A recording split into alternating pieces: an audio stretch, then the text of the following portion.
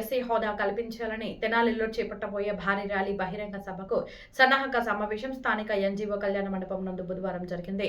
దళిత క్రైస్తవుల ఆత్మగౌరవ సమావేశం దళిత క్రైస్తవులకు ఎస్సీ హోదా కల్పించాలని, అదేవిధంగా క్రైస్తవులపై జరుగుతున్నటువంటి దాడులను, చర్చిలపై జరిగే దాడులను ప్రతిఘటించాలనే ఉద్దేశంతో అంబేద్కర్ సేవా trust, Jai Bhim federation, SC, ST, BC, minority ఐక్య వేదిక ఆధ్వర్యంలో జరిగినటువంటి ఈ సమావేశంలో డాక్టర్ కనపర్తి అబ్రహాం లింకన్ అధ్యక్షత వహించగా పలువురు పెద్దలు మాట్లాడడం జరిగింది. మొదటగా తెనాలి రూరల్ మండలం పాస్టర్ అసోసియేషన్ అధ్యక్షులు ఏ భానుప్రసాద్ మాట్లాడుతూ, నేను చిన్నప్పటి నుంచి దళిత క్రైస్తవులే నన్ను ఆదరించారు, నన్ను ఎత్తుకున్నారు. నేను ఎప్పుడు కూడా వాళ్ళు చేసిన మేలుని మరవలేను. క్రైస్తవత్వం ఉన్నట్టు ప్రేమను నేర్పినవాడు దళిత క్రైస్తవులు. వారికి నేను ఎప్పుడు ఆర్థికంగాను అన్ని రంగాలుగా నేను ఆదుకుంటాను. ఈ ఉద్యమానికి నా పూర్తి సహకారం ఇస్తానని వారు చెప్పడం జరిగింది. రక్షణ సైన్యం Tenali divisional commander lieutenant colonel Gera Thomas మాట్లాడుతూ, రక్షణ సైన్యం నుంచి, మా సంఘాల నుంచి మా సహకారంతో దళిత క్రైస్తవుల హక్కుల కోసం మా వంతు కృషి 32 సంఘాల నుంచి మేము అందిస్తామని హామీ ఇవ్వడం జరిగింది. ఈనాటి కాలంలో దళిత క్రైస్తవుల్ని ఎస్సీ హోదా కల్పించి వాళ్లకు రక్షణ కల్పించాలని, రాజ్యాంగాన్ని రక్షించాలని వారు తెలియజేశారు. ఈ సమావేశంలో పట్టణ ఫెలోషిప్ కూచిపూడి అబ్రహం మాట్లాడుతూ, క్రైస్తవంలో ఉన్నటువంటి కుల మతాలకు అతీతంగా రాగద్వేషాలు లేకుండా అందరూ కలిసి క్రైస్తవ మతాన్ని, క్రైస్తవ హక్కులను, రాజ్యాంగం ఇచ్చినటువంటి వసతులను మనమందరం పొందే విధంగా ఐక్యంగా ఉండాలని వారు తెలియజేశారు. రాబోయే రోజుల్లో మనకు జరిగే అన్యాయాన్ని సమైక్యంగా ఎదుర్కొంటామని తెలియజేశారు. మేరీ జాస్మిన్ మాట్లాడుతూ, ఆడవాళ్లకు రక్షణ లేని సమాజం నుంచి క్రైస్తవ మతం రక్షిస్తుందని ఆమె చెప్పడం జరిగింది. ఈ కార్యక్రమంలో దుగ్గిరాల, కొల్లిపర, వేమూరు, కొల్లూరు, చుండూరు, అమర్తలూరు, చేబ్రోలు, తెనాలి రూరల్, తెనాలి అర్బన్ నుంచి సుమారుగా 300 మంది పాస్టర్లు, అదేవిధంగా ప్రజా సంఘాలు, గుంటూరు నుంచి వివిధ క్రైస్తవ నాయకులు పాల్గొన్నారు.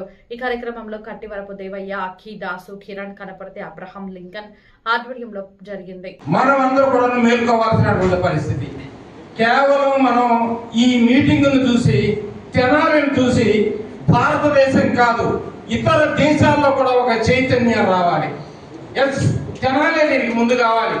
దీనికి తెనాలి ఎందుకు ఈ మాట అంటున్నాను అంటే, ఒకప్పుడు తెనాలిలో కాల్పులు జరిగినప్పుడు మనకి అక్కడ ఓవర్ బ్రిడ్జ్ దగ్గర బొమ్మలు ఉన్నాయి కదా, ఆ కాల్పులు జరిగినప్పుడు విన్స్టన్ చర్చిల్ అనేటువంటి ఆయన అమెరికాలో ఉంది వేరియస్ తెనాలి అనే, అది రికార్డ్ అయిన మాట, ఇది పార్లమెంట్ లో రికార్డ్ అయిన మాట, ఇది వేరియస్ తెనాలి అనేది. అదే తెనాలి ఈ రోజు దళిత క్రైస్తవులకి ఎస్సీలు అనబడేటటువంటి ఈ హోదా కనుక ఇవ్వకపోతే తెనాలి గర్జిస్తుంది. తెనాలి గర్జన అనేటటువంటిది ప్రపంచానికి తెలియజేయాలి. నేను ఒక్కనే వస్తే సరిపోదు, నాతో కలిసి వచ్చే వాళ్ళని కూడా తీసుకురావాలి. ఆ సభ ఎప్పుడనేది వారు నిర్వహించినప్పుడు తప్పనిసరిగా మా సంఘం నుండి, మా గ్రామం నుండి, మా మండలం నుండి కొంతమందిని ఈ తెనాలి ప్రాంతం తీసుకొస్తాం. మీరు సభ ఎక్కడ నిర్వహించినప్పటికీ కూడా మా వంతు కృషి చేస్తామని చెప్పి మీకు మనం చేస్తూ ఉన్నా. రంగనాథ మిశ్రా కమిటీ ఒక సిఫార్సు చేశారు, దళిత క్రైస్తవులకు ఎస్సీ హోదా ఇవ్వండి. అది 2007లో అనౌన్స్మెంట్ జరిగింది. కానీ తిరిగి మరలా ఈ మధ్య కాలంలో జస్టిస్ బాలకృష్ణ కమిటీలో దానిపై విచారణ చేయడని చెప్పి ఇంకొక ఆర్డినెన్స్ చేసి ఆ చట్టాన్ని ఆపారు. ఇప్పుడు దాని కొరకు సుప్రీంకోర్టులో జరుగుతూ ఉంది.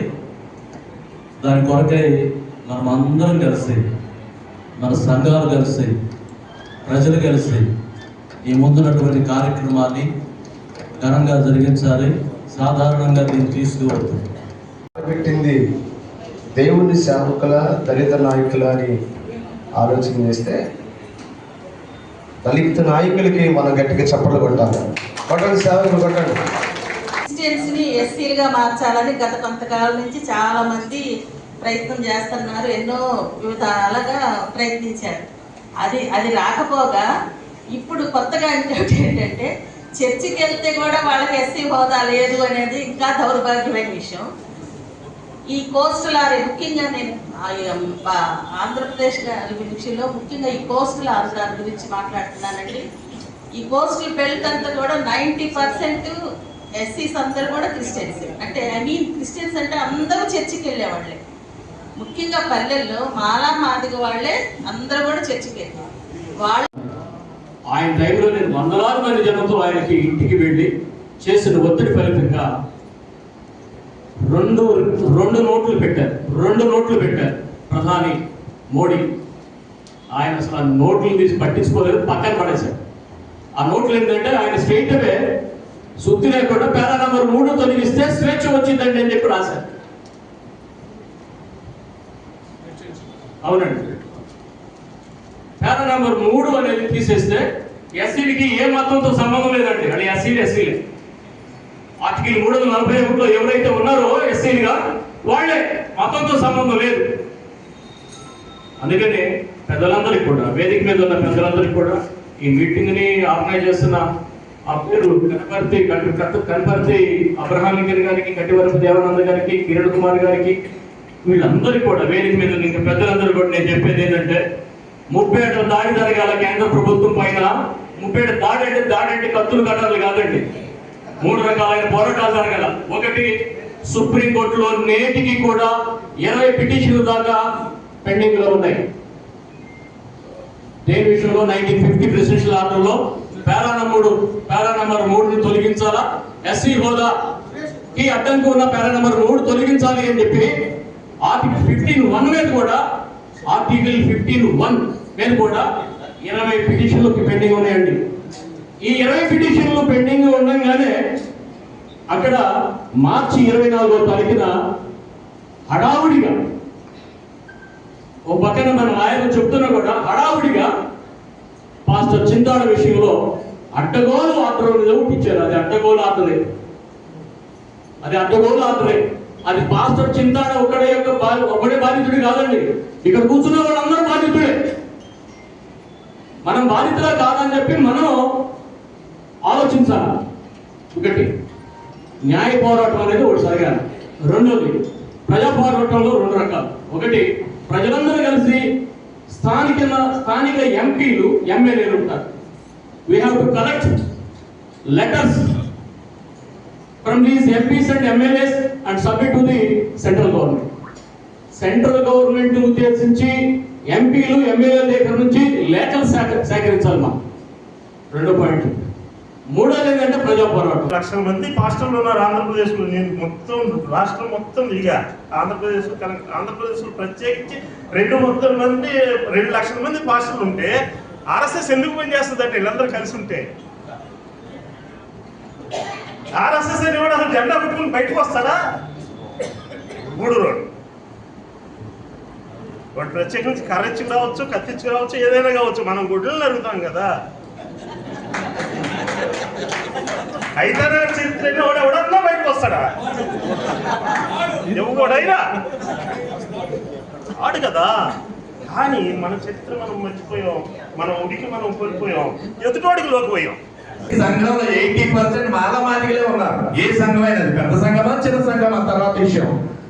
ఈ సంఘాల్లోకి విశ్వాసులుగా మందిరాల్లోకి వెళ్ళే వాళ్ళ ఫోటోలు తీసి, ఎందుకంటే వాళ్ళకి అనుకూలంగా ఉన్నారు, పంచాయతీలో ఏ ఒక్కరిని సచివాలయంలో నుంచి వెళ్ళి ఆదివారం దిన ఒక ఫోటో తీసుకుని రారా అంటే అవుట్. ఈ ఫోటోలో ఉన్న వాళ్ళందరికీ క్రిస్టియన్ సర్టిఫికేట్ ఇచ్చేయండి, వీళ్ళకి రేషన్ కార్డులో లేకపోతే సంక్షేమ పథకాలు రద్దు చేయండి అని ఒక ఆర్డర్, చిన్న లెటర్ పంపిస్తే జీవో. నెక్స్ట్ సండే ఒక్కరు మన సంఘాల్లో ఉండరండి. ఇలాంటి ఈ పరిశుద్ధ బైబిల్ గ్రంథం, ఇందులో రాజ్యాంగం యొక్క అవసరాన్ని లిఖించబడి ఉంది.